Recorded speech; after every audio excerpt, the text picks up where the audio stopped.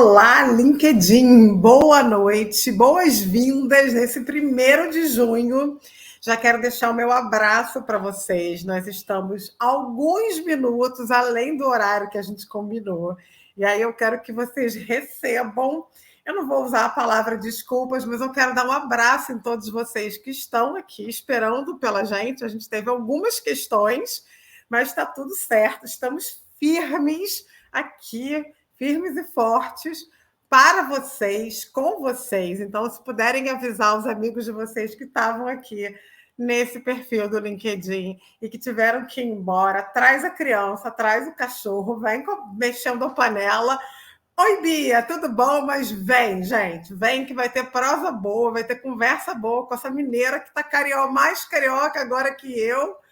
Ei, gente, coisa boa que vocês estão chegando. Eu sou a Ju Kaiser, fico sempre brincando que meu nome é Ju e meu apelido é Juliana, então quem me conhece me chama de Ju mesmo. Eu sou Ju Kaiser, prazer enorme estar com vocês.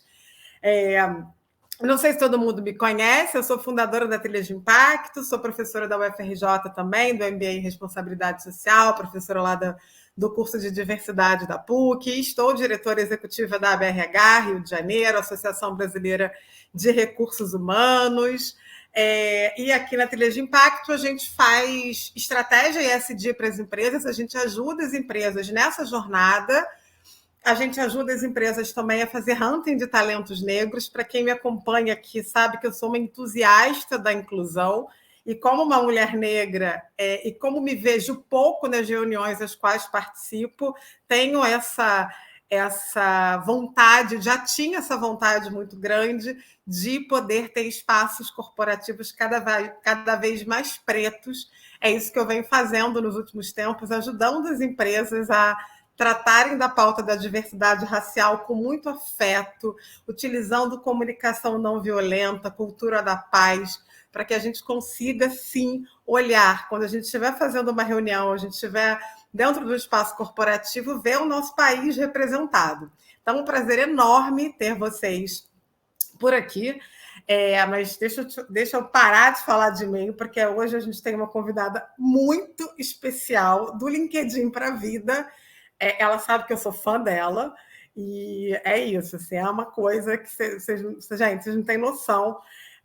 Para mim é uma alegria muito, muito, muito, muito, muito grande encontrar, poder estreitar laços com uma quantidade enorme de mulheres pretas potentes que estão nessa rede. Então, já quero agradecer Luiz e todo o pessoal do Creator LinkedIn, que rede incrível.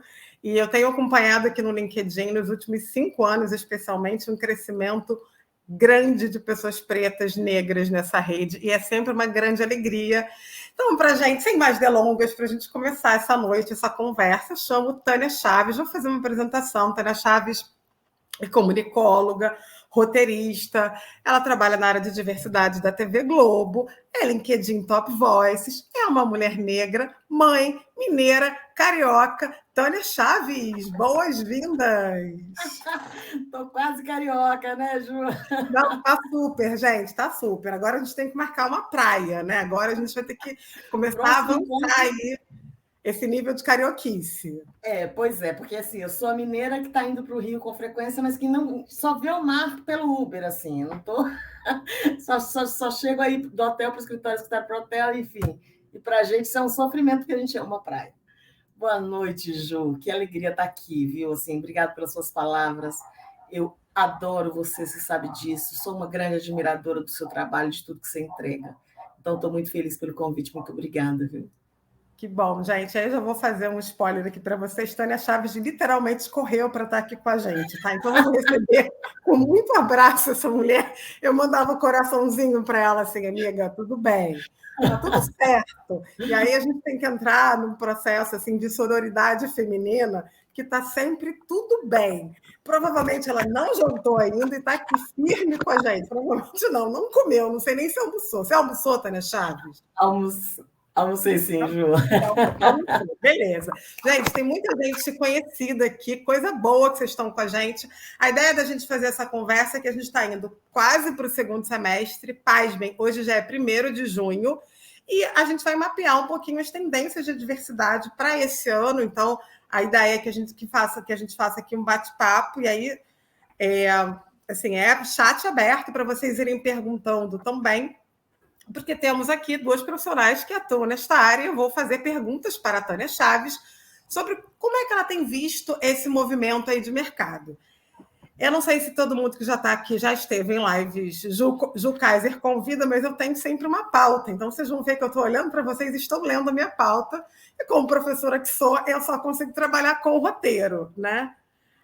O sotaque mineiro não engana. Muito bom, gente. Esse sotaque, ó... Nem sei sotaque.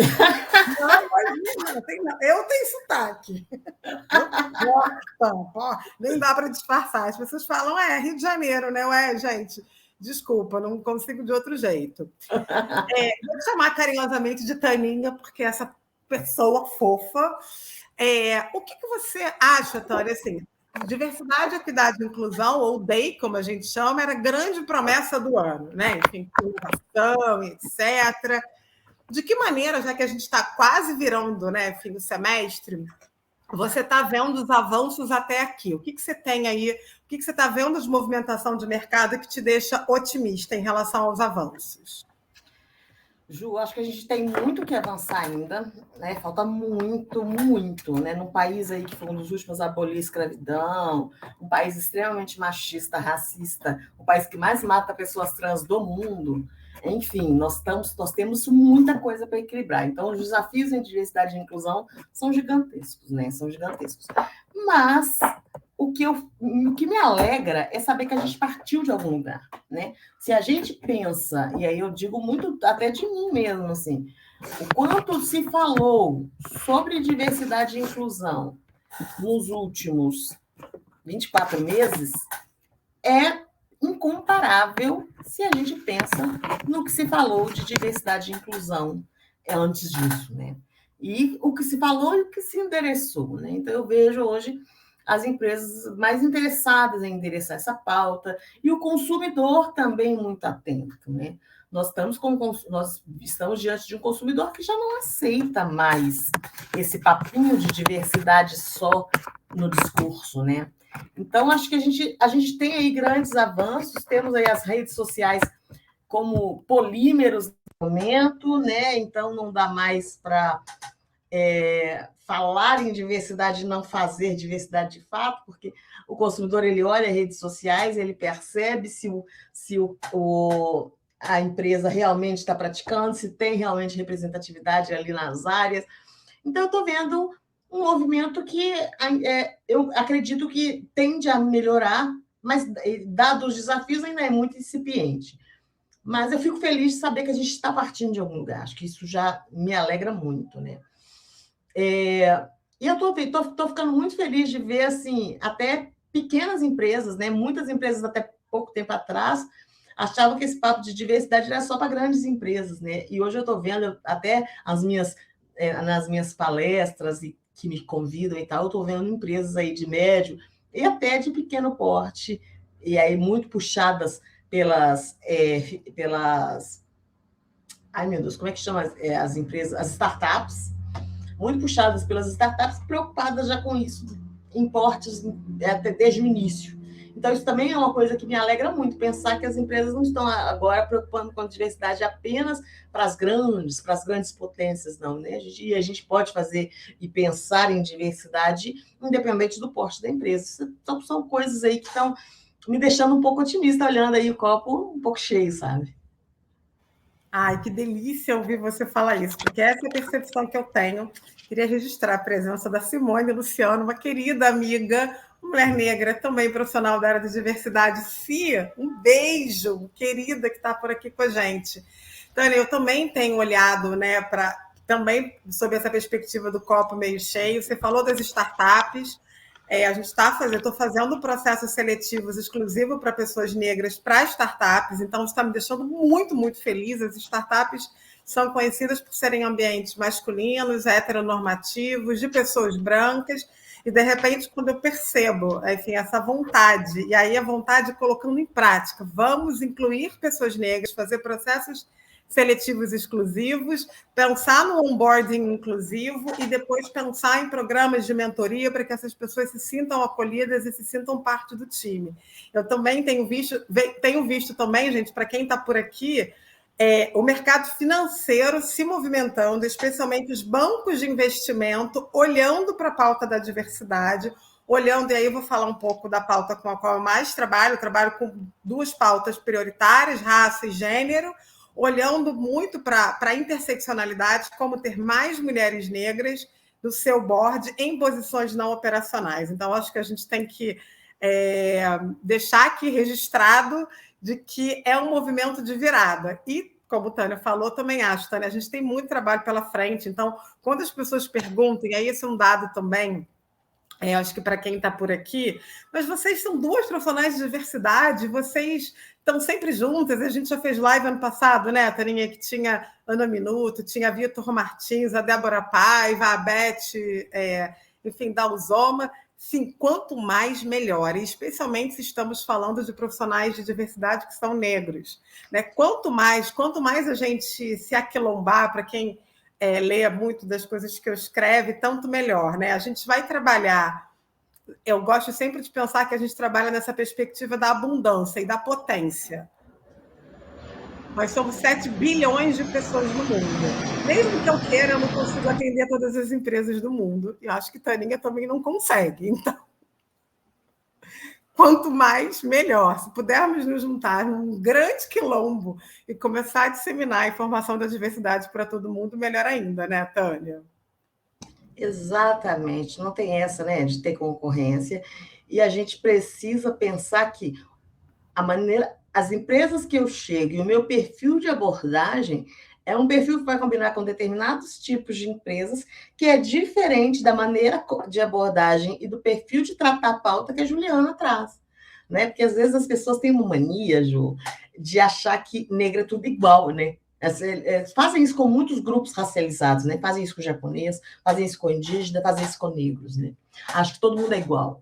E nós somos muito diferentes, né? E a gente diverge e converge em várias coisas.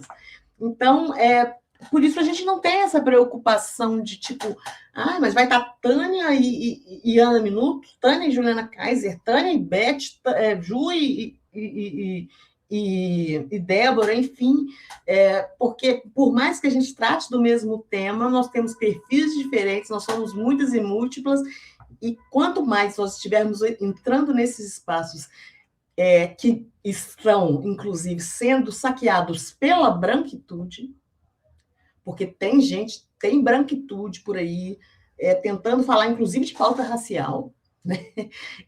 Então, se a gente puder ocupar esses espaços que estão sendo saqueados pela branquitude, faremos isso. E eu defendo isso com muita paixão, de verdade, assim. É sobre isso, é sobre a gente ocupar um espaço que historicamente nos foi tirado e que agora, eu sempre fico pensando, né, que efetivamente agora chegou a nossa vez. Então, nos entendamos como potência, como talvez 13 milhões de pessoas que somos a maioria da população, talvez 114 milhões de pessoas. Imaginem se a gente se organizar direitinho, o que é que a gente não faz. Além de sermos a maioria da população, já somos a maioria de estudantes de universidades federais. Isso é muita coisa. A gente só está desorganizado, mas a gente combinou de se organizar, né, Tânia? A gente está nesse movimento de se organizar. Né? Queria trazer aqui o comentário da Paula falando que as startups também... Sim, Paula, tem um movimento muito importante. As startups que estão se preparando para fazer a IPO na Nasdaq, né, enfim, na Bolsa de Valores de Nova York, elas precisam ampliar os indicadores de diversidade. Então, gente, a gente tem aí um oceano de trabalho, tem muito trabalho, numa velocidade que eu particularmente nunca vi, tá? Tem muito trabalho para ser feito, porque os ambientes não são efetivamente ambientes. Os ambientes corporativos no Brasil, de uma maneira geral, não são diversos e inclusivos. Eu nunca, no Brasil, fiz uma reunião onde a maioria das pessoas fosse negra. Nunca. Quando eu encontro uma pessoa negra na tela, eu até comemoro. Gente, vou registrar em ata aqui. Vamos comemorar, porque tem uma pessoa negra, né? Taninha, como é que é com você? Você já teve, assim, tela preta? Todo mundo preto, ou a maioria preta?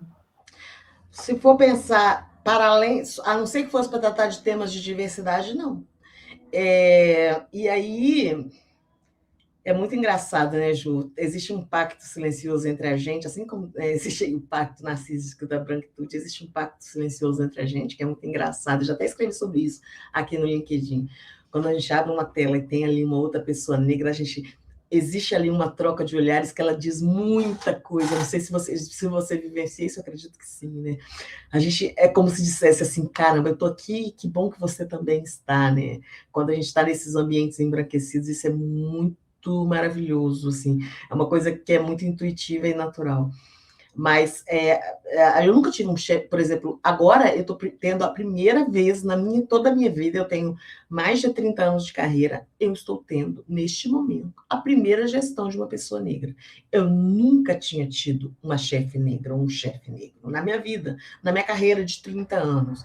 Então, isso diz muito desse histórico, né? Quando a gente olha e pensa, quantos líderes você já teve negros? Quantos professores universitários negros você teve? Quantos reitores negros em universidades você conviveu? Enfim, quais as referências, quantos livros de autores negros? Você vai ver o tanto que essa sociedade nos negligenciou, né? É impressionante isso. Isso que você... Desculpa, vai, Taninha. Pode falar, querida. Não, desculpa, eu Você falou sobre essa questão da reunião, né? Para você ter uma ideia, acho que um dia eu publiquei aqui também. Eu fui jantar num restaurante aqui no Rio, perto da praia, como você já percebeu, minha cidade, ela exclui as pessoas negras das regiões perto do mar, né? Quanto mais próximo do mar, menos pessoas negras a gente encontra aqui na minha cidade. E aí eu estava num restaurante perto do mar.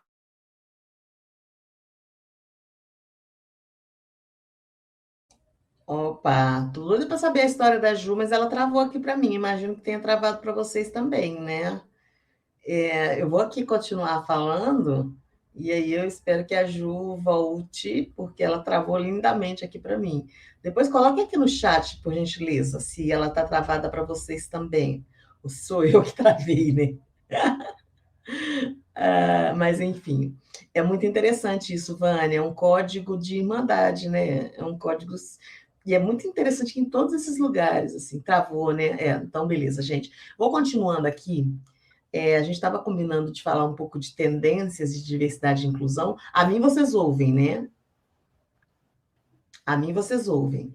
Então, eu vou continuando aqui até que a Ju retorne. A sua conexão está bem ruim, Ju. Voltei. Eu vou continuar. Não voltou, tá, não. Então tá. Vou sair e volto. Taninha, continua. Vou tocando aqui. Mas a gente eu estava falando com vocês, né, que existe de tendências, que é este o tema da nossa live aqui de hoje, né? Nós temos algumas coisas acontecendo que nos animam um pouco, assim. Eu até elenquei aqui algumas tendências que eu percebo no momento acontecendo em diversidade e inclusão nas organizações. Uma delas é a preocupação com o tal do ESG, né? Ou ESG, ou ESG, cada empresa, cada pessoa fala de um jeito, né? Que é essa preocupação aí com o ambiental, com o social e com governança, né? Muitas empresas, e não só as de capital aberto, mas também as empresas limitadas, empresas aí que não têm seus capitais aí movimentados em bolsa, também estão preocupando com isso. Eu só concluí aqui, tá, querida? Agora a sua conexão voltou bacana, não tá mais craquelada, não. Só concluindo esse raciocínio aqui dessas tendências que eu queria enumerar para o pessoal, uma outra tendência que eu vejo é essa preocupação de... Muitas empresas fizeram ali em 2020, 2021, muito movimento de vamos trazer negros, vamos fazer programa de trainee, vamos fazer programa de estágio. E aí veio o movimento da própria sociedade de, tá, mas cadê as pessoas negras em cargos de liderança? Cadê as pessoas negras em posições estratégicas? Então, hoje, começa a se movimentar as empresas nesse sentido de encontrarem pessoas negras para além da base, né? Para além dos cargos de porta de entrada. Então, essa é uma tendência, e eu acho que isso vai ganhar muita força aí nos próximos anos, de a gente ver maior representatividade de mulheres e negros em posição de liderança. Quando a gente pensa na comunidade LGBTQIA+, eu acho que nós temos um desafio muito grande com a ambiência, né? Que ambiente estamos fomentando e criando nas empresas para que essas pessoas possam existir e existir de uma maneira plena. Estou vendo muitas empresas começando a se movimentar para desenhar seus planos de benefícios, observando diferentes constituições de família, porque se antes a gente pensava em plano de saúde com pai, mãe e filho, hoje a gente tem que pensar em mãe, mãe e filhos, em pai, pai e filhos, enfim, em outros tipos de constituições de famílias. Quando a gente pensa na comunidade trans, nós vemos empresas aí colocando nos seus planos de benefícios também tratamentos, né, de hormônio, de hormonização facial, todas essas questões. Então, também é uma super tendência para a comunidade LGBTQIA+, em termos de benefícios. Nós estamos vendo também uma questão que sempre foi olhada a partir do olhar da interseccionalidade, que é esses cruzamentos de diversidades que podem acontecer, né? Se a pessoa ser mulher, negra, mãe, enfim, vários pilares de diversidade ao mesmo tempo, e assim muitas empresas trataram a diversidade etária, né? E hoje a gente está vendo que as empresas estão se atentando de que não, a gente precisa ter um pilar etário mesmo, né? Então, você ter essa preocupação, porque a população está envelhecente, e se a gente continuar deixando meio que em segundo plano a questão etária, nós não teremos pessoas suficientes para entregar de mão de obra nas empresas, então é uma tendência que eu percebo nas empresas nesse momento. E, por último, nós temos uma tendência, que a Ju já até deu um spoiler aqui, né? Nasdaq já chegou com isso, né? De exigir das empresas que vão colocar seus papéis a serem negociados lá, que nos seus conselhos tenham aí pessoas com traços de diversidade, sejam eles negros, LGBTQIA+, mulheres, etc. E eu acho que, então, isso vai fazer com que nós tenhamos uma procura, eu não sei se ano que vem, acho que dentro de um intervalo de 5 anos, de procura de pessoas preparadas para assumir posições em conselhos de empresas. Então, são algumas coisas que eu elenquei aqui, estou aqui enrolando o tempo quando a Juliana tinha travado. Obrigada, querida. Enrolando nada, trazendo informação hiper, super relevante. É isso, gente. A internet literalmente me derrubou, mas eu volto. A internet me derruba e eu volto, porque é isso, né? Brasileira e preta, aí que não desiste mesmo, né? E aí já fica a dica: toda vez que vocês virem como característica de uma vaga a palavra resiliência, quem está pensando aquela vaga não entende nada sobre o que é ser negro no Brasil. Todas as pessoas negras no Brasil são resilientes, porque se estamos vivos e não fomos mortas pela polícia até esse momento, já somos resilientes. Taninha tocou em vários assuntos, tem um movimento dos quais você falou, eu estou vendo 2 movimentos muito fortes. Um deles é empresas que estão buscando agora mentoria para esses talentos negros que entraram para poder acelerar a jornada. A gente tem um atraso de pelo menos 10 anos aí de jornada entre pessoas brancas e pessoas negras no Brasil. Isso é bem simples de explicar, bem simples de explicar. Enquanto o jovem branco, aí eu estou falando de famílias estruturadas, como uma boa parte da população brasileira branca no Brasil. Ele, com 18 anos, ele está indo, às vezes, para fazer o seu segundo intercâmbio, depois entrar na universidade. O jovem negro está fazendo aquilo que a gente, no Rio, a gente chama de corre. Ele está buscando empregos, ou trabalhos, ou jobs, para conseguir dinheiro, para quem sabe entrar na universidade. Se ele entra na universidade pública, e eu vejo muitos dos meus alunos lá na UFRJ, ele sai da aula correndo para ir para o trabalho. Às vezes ele tem 2 ou 3 trabalhos. Esse jovem não tem tempo de estudar inglês, de estudar francês, de fazer mentoria, ele não tem dinheiro para fazer coaching, então ele não desenvolve soft skills. E me parece esse ser o maior problema da entrada desse jovem negro que sai de uma universidade pública de ponta para empresas de grande porte. E as empresas não olham justamente para isso, que a questão tem a ver com o aspecto social e também racial, porque é absolutamente uma questão ligada à pauta racial no Brasil. E nesse momento, então, a dor incluímos, mas queremos acelerar, porque daqui a 5 anos vamos precisar de diretores negros e pessoas para comitê executivo e conselho de administração. E não teremos. No ritmo que estamos hoje, nós não teremos. Então, qual é a tendência de mercado? Acelerar essa jornada. Se o menino entra hoje, né? Se o jovem entra hoje como trainee, para ele, o jovem negro, para ele poder se tornar gerente sênior ou diretor, ele vai demorar mais tempo do que um jovem branco. Né? Isso se ele conseguiu sair da faculdade com 23, 24 anos, que não é a maioria que consegue. Então, efetivamente, isso, Tânia, eu tenho visto todos os dias em empresas quebrando a cabeça para resolver essa questão. A outra que você trouxe, né, sobre a questão das famílias, né, maio foi o mês da família, fiz bastante trabalho para pensar essas novas famílias, as cirurgias de redesignação, né, enfim, para pessoas trans, que são oferecidas pelas empresas, enfim, eu vi alguns cases em que as pessoas não estão usando. Por quê? Porque esse benefício é dado, mas não existe um ambiente de inclusão onde a pessoa se sinta confortável para usar o benefício. Então, o benefício é implantado, mas junto com a implantação do benefício, precisa mudar a cultura organizacional com muita conversa, com muito treinamento, etc., para que as pessoas fiquem tranquilas de usar o benefício e sem a preocupação de que isso não vai ajudar numa progressão de carreira, que vai dar problema, e muitos RHs ainda perdidos, sem saber como fazer, né? Como é que eu vou adotar a questão do nome social? De que forma? Falando com pessoas LGBTQIA+. A gente tem vários amigos, né, Tânia, consultores de diversidade que são da comunidade LGBTQIA+, que podem dar esse suporte para as empresas e orientar como fazer, etc. O que diz não só a legislação, mas o que diz as normas de inclusão, né? Como se tornar efetivamente mais inclusiva, né?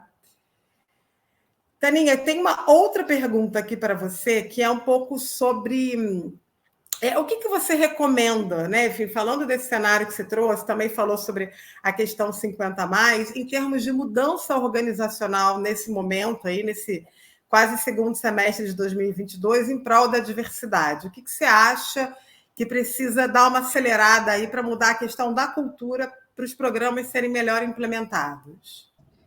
Eu acho, Ju, que eu recomendaria coragem. Eu vejo os gestores com muito medo. Até com muito medo de gerir até pessoas negras como se fossem pessoas muito específicas, não sei se seria essa palavra, mas com medo. Ai, vou pôr uma pessoa negra aqui, como é que eu faço? Será que eu pergunto questões raciais? Será que eu não pergunto? Como se ela fosse uma pessoa quase que um ET ali. E o mesmo se dá, e até talvez mais ainda com pessoas com deficiência, um medo de lidar com questões de pessoas com deficiência, um medo de lidar com pessoas trans terrível, enfim. Eu acho que, sim, tem que ter coragem, e coragem de se posicionar na hora em que vier uma crise. Acho que as crises elas vêm para nos fortalecer. Quanto mais as empresas negam a possibilidade de haverem crises nesse sentido, menos elas vão avançar. Então, eu vejo muito medo por parte das gestões das empresas de tratar desses temas sensíveis. Como se esses temas, pelas sensibilidades deles, fosse melhor ficar ali na prateleira e ninguém tocar, porque vai dar trabalho e tudo mais, né? Então, acho que a coragem de tratar desses temas com a complexidade, o cuidado que eles merecem ter, para mim, é um dos maiores pontos. Eu vejo uma liderança ainda muito medrosa, uma liderança ainda muito reticente, uma liderança com medo de falar, Tânia, não sei. Até hoje eu não convivi com pessoas trans, eu não sei conviver com pessoas trans. Me ensina, me arranja um coaching para questão trans. Eu nunca convivi com uma pessoa com deficiência, me ajuda. Mas, ao contrário disso, as lideranças querendo ser super-heróis, querendo dizer que se entendem de tudo, e aí é que elas muitas vezes metem os pés pelas mãos. Então, eu acho que é um exercício de humildade e coragem que a gente tem que ter. A humildade de entender onde estão as nossas deficiências nesses temas e procurar quem realmente entenda desse assunto para te ajudar nesta jornada, e de coragem de tratar desses temas sensíveis quando necessário for. E coragem para sancionar crimes, porque LGBTfobia é crime, racismo é crime, e eles precisam ser tratados com o rigor que merecem ser tratados. E eu vejo as empresas ainda passando muito pano para casos de crime. Então, são algumas questões aí. Não sei se eu fui muito, mas são algumas coisas que eu penso, assim. Coisas que são fundamentais, assim, né? Estruturar a política de diversidade, pensar que dentro dessa política precisa implementar canais de denúncia e ter todo um procedimento, né? Enfim, muito claro de como a pessoa pode fazer caso ela se sinta discriminada no ambiente, caso ela seja assediada. E aí eu estou falando de assédio sexual, assédio moral, racismo, LGBTQ-fobia, o próprio capacitismo, enfim, toda sorte de preconceito, né? De que maneira efetivamente a empresa vai lidar, isso é importante, está muito claro, né? Muito porque vem dessa. Se eu vou implementar um programa. Eu acho que eu travei de novo, né? Estou travando, estou voltando, gente. A internet de novo, né? Acho que eu vou e volto, gente, mas queria tratar desse assunto com vocês.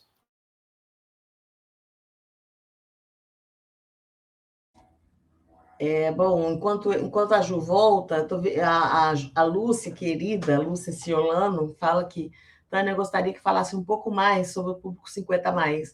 Falo parte desse público e vejo poucas ações, inclusive aqui no LinkedIn.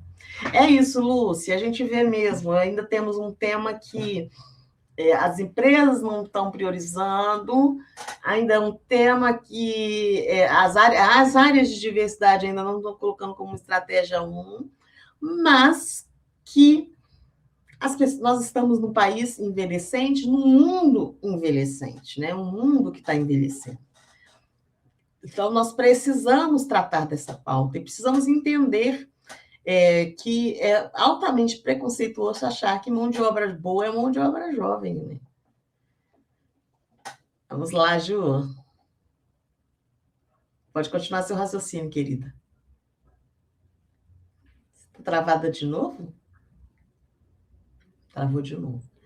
Então, o etarismo diz respeito, pessoal, quem não entende ainda do tema, né? Diz respeito ao preconceito relacionado à idade. E uma coisa importante, quando a gente fala de etarismo, é que ele se movimenta geralmente nas duas pontas. É claro, óbvio, que ele é muito maior contra as pessoas 40 mais, 50 mais. Se tiver um marcador identitário, mulheres, por exemplo, sofrem mais etarismo do que homens.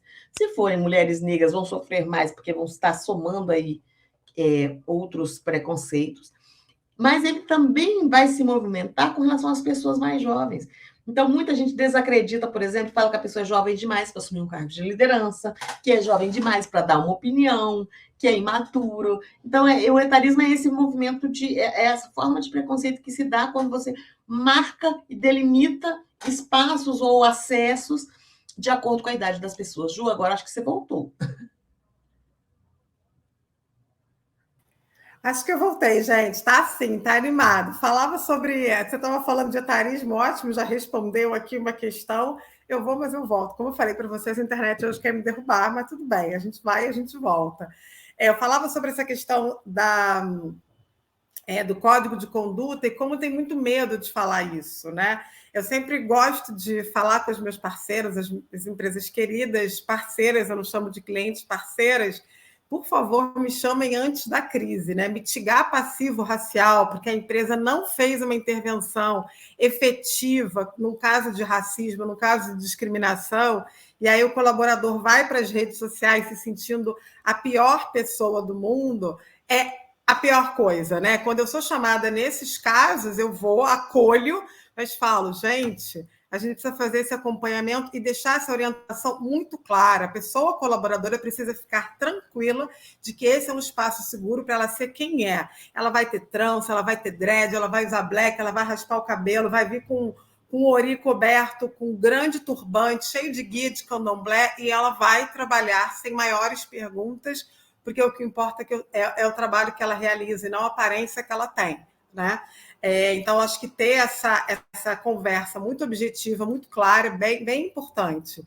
Queria retomar só um ponto que a Tânia trouxe, que é essa troca de olhares quando a gente entra no ambiente. Eu falava dessa coisa de estar num restaurante aqui perto da praia do Rio e ver 3 famílias negras, foi muito impressionante. Eu já estava com o meu pequeno de 10 anos e ele observou isso. Ele não falou nada, mas ele olhava para as pessoas, olhava para mim com uma cara assim, nossa, tipo, isso não é comum. E aí depois, dias depois, ele veio conversar comigo. Naquele restaurante tinha muita gente como nós. E ele tem 10 anos. E ele percebeu efetivamente que tem alguma coisa de errado acontecendo, né? A gente ainda não falou de uma forma muito objetiva, muito clara sobre racismo, mas ele entendeu que aquele ambiente, que é um ambiente que ele vai com uma certa frequência de um restaurante, ele não vê sempre pessoas parecidas com ele. E é sobre isso. Por que será? Essa é a pergunta. Por que será que quando a gente vai para um hotel, né, Tânia, a gente não encontra pessoas parecidas com a gente aqui no Brasil? Essa é a pergunta, né? Por quê?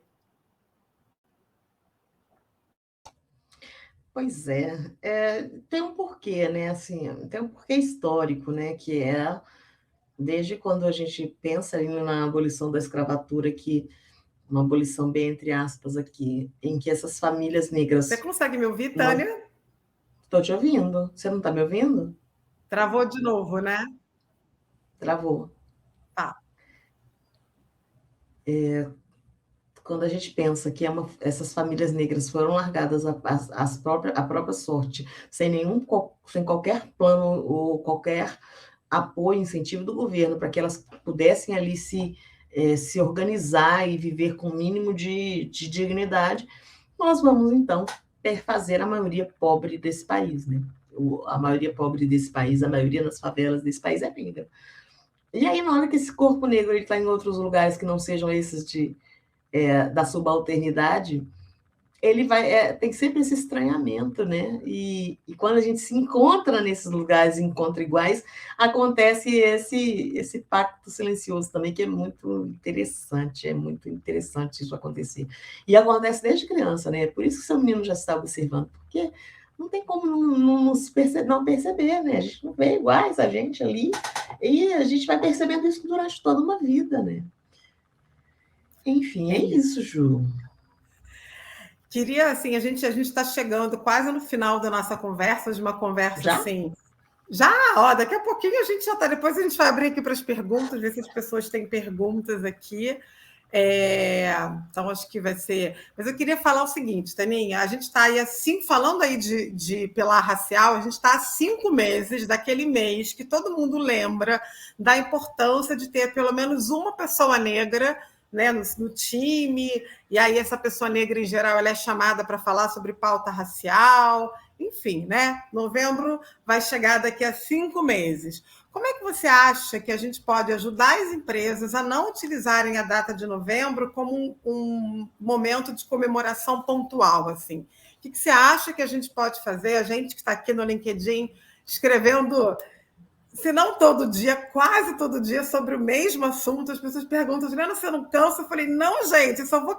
A hora que eu abrir a minha tela, encontrar 56% de pessoas negras, aí eu vou entender que está feito. Mas, por enquanto, está muito longe. Então, vai ter textão todo dia sobre o mesmo assunto. Me conta, como é que você acha aí que a gente pode ajudar as empresas para que a gente não tenha, novamente, um novembro pontual, onde a pauta racial seja trabalhada como uma data comemorativa? Eu acho que trabalhe em novembro, tá, pessoal? Trabalhe em novembro, não negligencie o novembro. Mas o que a Juliana está dizendo é que a gente não precisa falar de questões raciais apenas em novembro, né? Então, vamos fazer cauda longa do novembro, né? Vamos pensar em tratar esse tema ao longo do ano. E aí, assim, um outro tema que eu acho interessante é os recados que a gente dá para além de falar das questões raciais. Então, por exemplo, né, Dia da Mulher. É engraçado, Ju, isso é uma coisa interessante. Outubro, novembro, né, para preparar para novembro, chove de empresas me procurando para palestrar nas empresas. Dia da Mulher não é o mesmo movimento. É como se eu não fosse mulher. Eu sou negra, né? Mulher já não me veem como esse nome para falar, por exemplo. E aí, assim, e outros temas. Levem pessoas negras para falar de outros temas nas empresas de vocês também. Para falar de gênero, para falar de questão de LGBTQIA+, para falar de questão de pessoas com deficiência, para falar de outros assuntos, de economia, de finanças, de direito, porque nós temos pessoas negras especialistas em todas essas áreas. São coisas que a gente dá recados simbólicos muito, às vezes até tão potentes quanto abrir uma tela e dar uma palestra sobre raça lá em novembro. Quando eu tenho ali sei lá, um programa de liderança e que eu chamei uma mulher negra para coordenar aquele programa de liderança, isso traz uma mensagem para a empresa que é muito interessante. Então, acho que assim, o recado que eu dou para as empresas é esse, assim, tenha essa intencionalidade de olhar para todo o processo seu de treinamento e desenvolvimento com essa intenção de ter essa paridade racial, porque vocês vão encontrar pessoas negras para falar de todos os outros assuntos também, né? Acho que é isso, Juliana. Não, eu fico muito emocionada quando você fala, né, de trazer uma mulher negra para falar de liderança, porque isso, inclusive, faz com que o cérebro das pessoas fique assim, porque os vieses inconscientes, eles atacam. Essa pessoa está vindo aqui para falar. Acontece comigo quando eu falo de ESG, como eu faço relatório de RI, relatório de sustentabilidade há muitos anos, eu vou falar de ESG, estou falando para conselho de administração, estou falando para C-Level, as pessoas se assustam. Não estou falando de pauta racial, mas de repente é uma mulher negra que aparece. Mas, opa, ela conhece indicador econômico, mas as pessoas não falam isso. Mas a maneira como as pessoas vão fazendo perguntas e, de repente, trazem a pauta racial. E tudo bem, eu falo com o maior carinho, com o maior amor que eu tenho essa pauta. Mas, naquele momento, eu estou ali para falar sobre ESG, como é que a gente vai implementar uma ferramentas ali para ter prática, para que aquela empresa possa adotar as práticas ESG, né? E efetivamente, gente, eu acho que assim, quem trabalha com educação corporativa, como é difícil no meio das consultorias, exceto em programas de diversidade racial, que a gente encontre consultores negros. Na minha vida aí de consultoria, eu conheci pouquíssimos. Eu acho que eu consigo contar 5 consultoras negras que trabalham com diversos temas. E aí já quero assim provocar o mercado. Por que será? Por que será que as consultorias que trabalham com as questões ligadas à liderança, a segurança psicológica, saúde mental e etc., que trabalham com educação corporativa, não têm consultores negros? O que será que acontece? Né? Será que elas não têm consultores negros porque não há pessoas negras que estão à altura? Ou será que elas também não querem ter essa conversa interna com os seus clientes para mudar, e aí para o corporativo aí o mindset desses gestores, dessas pessoas gestoras, para que comecem a ouvir pessoas negras? Então, isso tudo fala um pouco dessa cauda longa que a Tânia nos traz, porque também são essas empresas que, quando chegam em novembro, colocam lá Black Lives Matter. E aí você vai ver o que efetivamente a pessoa está fazendo, né, para a questão racial, é contratar um estagiário negro, uma pessoa estagiária. Não, né? Vamos trabalhar com pessoas estratégicas, né? Quando, por exemplo, uma consultoria, né? E aí não necessariamente de diversidade, ela traz um consultor negro dentro de um espaço corporativo para essa pessoa negra conduzir um treinamento, essa pessoa está ajudando essa empresa a fazer com que esses gestores, no momento de decidir por uma vaga, eles considerem uma pessoa negra no processo seletivo. Porque muitas pessoas gestoras são as pessoas que reprovam as pessoas negras nos processos seletivos, e a área de diversidade faz todo um trabalho de atração, o RH faz todo um trabalho de atração, e a pessoa gestora vai lá e fala, não, mas aí não traz um indicador objetivo. Ela não está acostumada a ver pessoas negras que não sejam pessoas que estão lá, eu vou falar muito abertamente, limpando o banheiro, abrindo a porta, servindo cafezinho. Ela nunca viu uma pessoa negra conduzindo uma reunião falando um inglês perfeito ou um inglês imperfeito, né? Porque isso é muito importante. Nós, pessoas negras, precisamos sempre estar acima da média. E como isso é exaustivo, né, Tânia? O relatório de uma pessoa negra precisa ser impecável. o cumprimento do prazo precisa ser impecável. A gente tem que fazer over-delivery, a gente tem que entregar mais do que está no contrato. Tem que ser tudo muito bom. O português não pode ter uma falha de concordância. Se tiver uma vírgula fora do lugar, ó o problema. Por isso que a gente não queria. Não é, eu estou com um textinho pronto sobre isso, Ju. Não é? Estou com o texto pronto, já a semana que vem eu saio com um texto sobre isso. É muito cansativo isso, gente. É muito cansativo. É muito cansativo. E a gente também, nós também, por causa dessa pressão que nos é colocada, a gente incorpora essa pressão, sabe? E isso nos adoece, isso nos estafa, isso tira nosso sono, enfim. Eu estou com um texto a respeito desse tema. Maravilhosa. Escrevi sábado. E aí, para as pessoas negras que estão por aqui, saibam que esse fenômeno não é individual, esse fenômeno ele é coletivo. A gente é mais cobrado mesmo, tá? A gente precisa entregar mais para se manter no mercado. Então, assim, isso a gente vai conversando com as pessoas negras, mas por que você está fazendo isso? Mas por que você está trabalhando até 11 horas da noite? Seu par também tá? Não, mas olha só, eu estou aqui numa empresa gigante, me deram essa oportunidade, melhor eu entregar, porque senão vai ser mais complexo, né?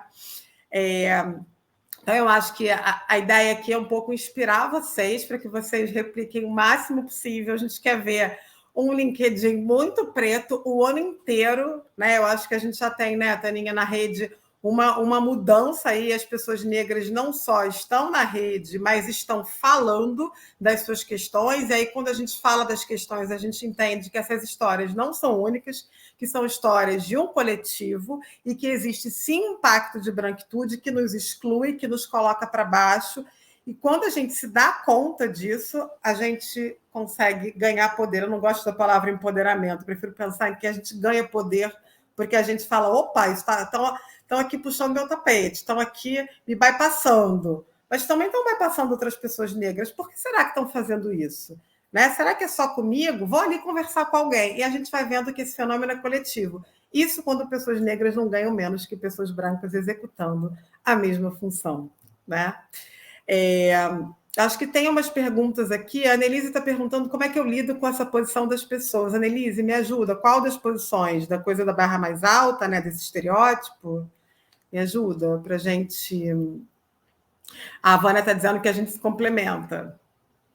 Olha isso. É um pão de queijo com biscoito Globo e a gente vai... Juitânia, a gente está aí, gente. Temos uma pergunta da pessoa Mikel. Como vocês acham que as pessoas cis-hétero podem se posicionar em espaços de diversidade LGBTQIAP+, e como pessoas não negras podem se posicionar em espaços afrocentrados? Taninha, essa é para você.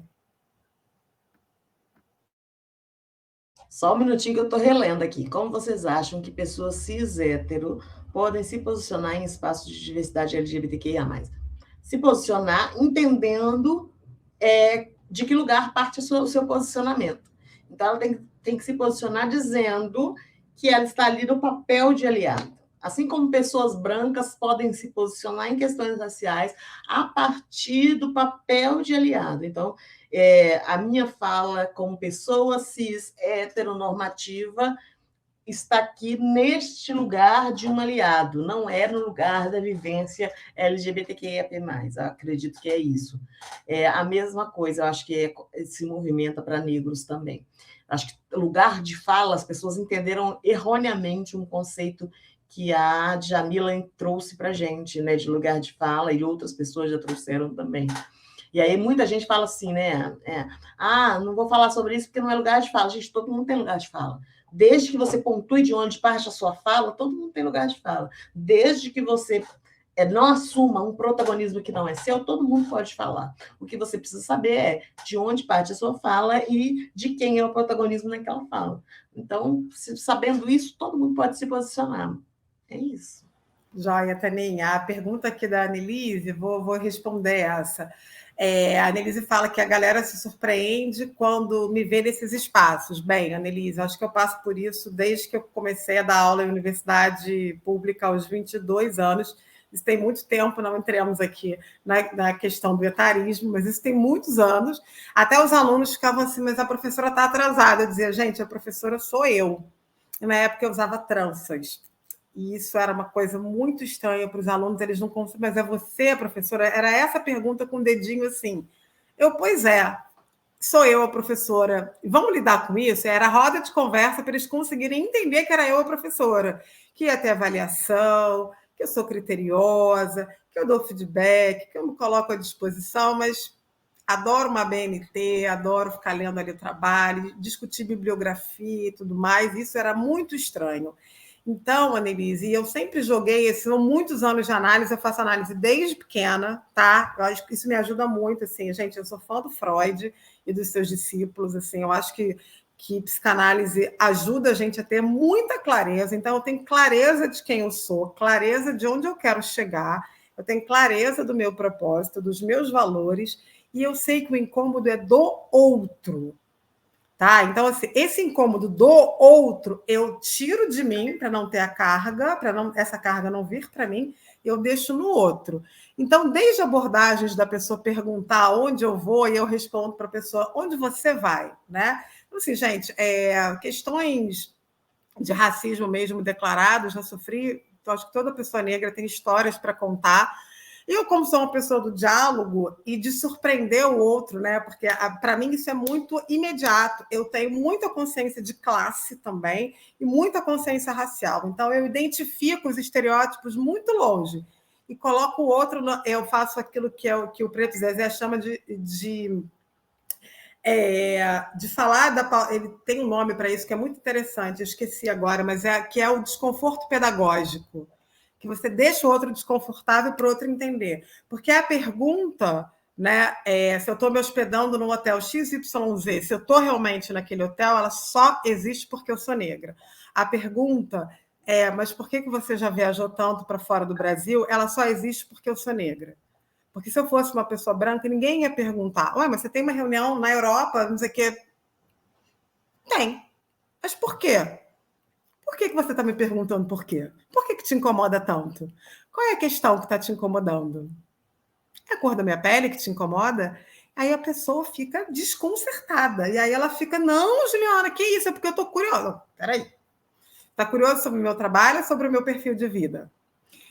Sobre o meu perfil socioeconômico. E aí a gente começa a deixar a pessoa para ela entender que esse lugar do estranhamento é dela. E lidar com o estranhamento do outro, alguém que não é você mesmo, tá com ela. Então, você quer jogar esse peso para mim, eu vou te devolver.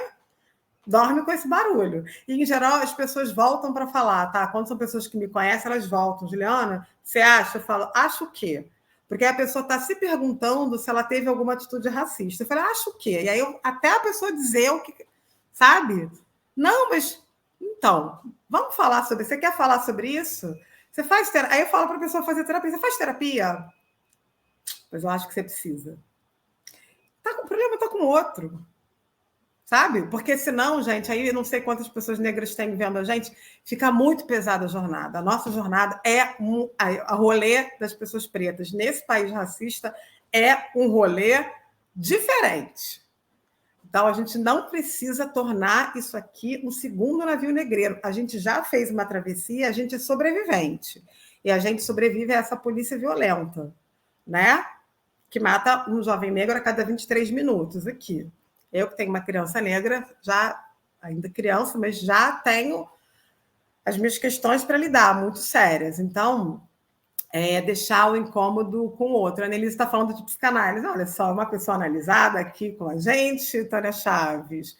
É isso, é trazer esse incômodo. Aí eu estou falando muito de vida privada, mas como isso aparece também quando a gente ajuda a gente a se fortalecer e a ter esse olhar muito assim, olhos de lince, sabe? A gente vai igual uma águia, a gente sabe exatamente por que a pessoa está tendo aquele comportamento, né? Ninguém pergunta para uma pessoa branca com que dinheiro ela comprou um carro.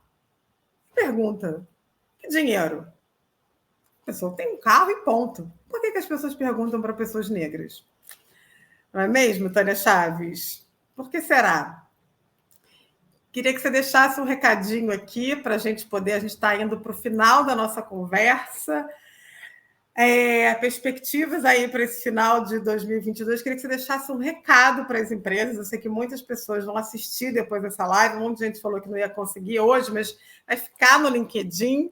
E aí eu queria que você deixasse um recado para as empresas. Você falou de medo e você falou de coragem. Então, eu queria que você deixasse esse recado de como é que a gente pode falar de pauta racial o ano todo. E você também trouxe um ponto muito importante, que eu também deixo meu abraço, porque passo por isso. Novembro eu sou super considerada, eu acolho com muito carinho e muito respeito, mas eu também sou uma mulher. Eu também sou uma mulher. E a existência da mulher negra, ela é muito diferente da existência da mulher. Eu sou mulher e eu tenho uma criança. Então, a maternidade negra também, a maternagem negra é muito diferente da maternagem ou da maternidade branca. O que será que acontece? Queria que você deixasse esse recadinho aí para as empresas, para a gente fazer um ano de 2022 para além de novembro. Acho que o recado é esse mesmo, né? Que a gente pense para além de novembro, mas que a gente pense em novembro, né? Acho que isso é importante a gente falar. Pensemos em novembro, mas pensemos em fazer com que esse tema perpetue aí, né? E vire verdade, né? Não vire apenas ali um check-in, né? Já fiz, novembro, feito e pronto. Mas que vire verdade, que vire ação concreta, que vire uma questão de realmente importância, porque isso traz benefícios estratégicos para as empresas, né? A gente não está falando aqui apenas de um favor ou de uma reparação histórica por um sentido apenas social, enfim, não. A gente está falando realmente de entregas robustas, de entregas interessantes e de vantagens mesmo nos negócios. A gente sabe aí, existem estudos que comprovam que uma empresa com mais diversidade é uma empresa que vai trazer melhores resultados financeiros, né? Então, quando a gente fala muito desse assunto da diversidade, a gente está falando em sustentabilidade dos negócios também. Então, o recado que eu deixo é: olhem para as pessoas negras, gente, olhem para elas para além de novembro e olhem para as pessoas negras para além do traço racial. Muito além de ser negra, eu sou uma comunicóloga, eu sou uma mãe, eu sou uma pessoa que fala sobre liderança, sou uma pessoa que, enfim, eu tenho muitas outras coisas para além, né? Adoro falar das questões raciais, mas também tem outras questões que eu poderia aí contribuir nas empresas e que às vezes não nos dão oportunidade nem de entender, né? Do que mais a gente poderia, com que mais nós poderíamos contribuir. Então é isso, e de todo modo estamos aí para contribuir. Estou muito feliz de mais uma vez estar aqui com vocês. E estou muito feliz de ver esse movimento no nosso país, sabe, assim, de verdade. Acho que a gente tem muito o que fazer, mas a gente já não está no marco zero.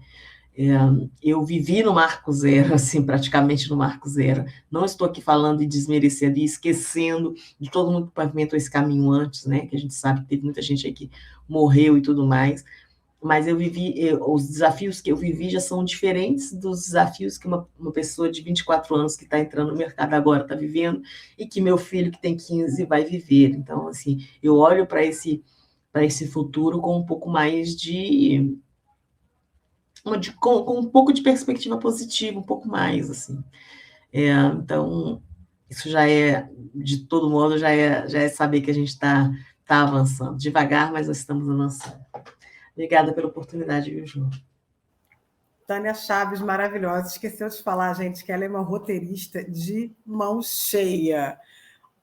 Mulher para escrever bem, gente, é uma super roteirista. Inclusive, se tiver pessoas aqui querendo fazer um filme ou um documentário, Tânia Chaves para roteirista, daria uma história incrível de conectar com umas pessoas, até da família, que são da área de cinema, que eu acabei de ter umas ideias aqui mirabolantes para a gente fazer uns trabalhos aqui, um pouco diferentes da caixa, acho que a gente dá para sair dessa grande caixa aí. Vamos embora! Saudades de fazer roteiro, na verdade. Né? Maravilhosa. Eu quero muito te agradecer. Eu sei que seu dia foi super cheio, assim, carinho enorme. Que bom que você pode estar aqui com a gente. Quero agradecer. A gente vai voltar, né? A gente vai voltar, gente. Só para vocês saberem, Eu e Tânia Chaves estamos bolando vários projetos juntas. Esse aqui Deu match. Né? Esse aqui é o nosso pontapé inicial. Ai, gente, alguém está falando encontro de rainhas. Eu vou acolher esse rainha, tá? Eu vou acolher. Vou vir na próxima até com meu turbante. Vou super acolher esse rainha. Então, nós vamos fazer muitas coisas juntas para falar sobre liderança, para falar sobre liderança estratégica, para falar sobre liderança feminina, sim, porque somos, além de negras, mulheres, então a gente vai falar muito sobre isso. Já fica o convite aqui para vocês, vocês em breve vão ver muita gente aqui no LinkedIn e também nas empresas de vocês, a gente fazendo dobradinhas, fazendo vários projetos juntas, nos fortalecendo, nos aquilombando, porque eu acho que é disso que a gente precisa, e também trazendo mais negritude para os espaços corporativos, não necessariamente para falar de questões raciais, mas para falar de estratégia de comunicação, de liderança, de ESG e de outros assuntos mais que vocês vão saber em breve. Então, muito obrigada, Taninha, obrigada a Jana, que fez esse layout lindo para a gente, Janaína, que está aqui no estúdio, maravilhosa, obrigada por estar com a gente até esse horário. Jana. E todo mundo que está aqui com a gente, eu não sei se todo mundo já me segue aqui no LinkedIn e segue a Tânia, senão agora é o momento. A Tânia deixou o perfil dela do Instagram aqui. Sigam a Tânia no Instagram e a Trilhas de Impacto, que é a minha consultoria, lá no Instagram também. Então, já vou fazer aqui um jabá. E compartilhem esse vídeo com o máximo de pessoas. Esse vídeo depois vai para o YouTube da Trilhas de Impacto. Vocês vão poder assistir ele de novo, assistir uma, duas, quantas vezes vocês quiserem. Um beijo enorme, pessoal. E mês que vem a gente está de volta. Um beijo, viu? Beijo, gente. Vai ser lindo, hein, Ju? Imagina nós duas fazendo uma palestra juntos. Vai ser muito bacana. Vai ser muito bom, gente. Já estou com roupa de ir. Estou pronta. Já estou pronta. Vamos embora. Beijo, pessoal. Se cuidem. Beijo.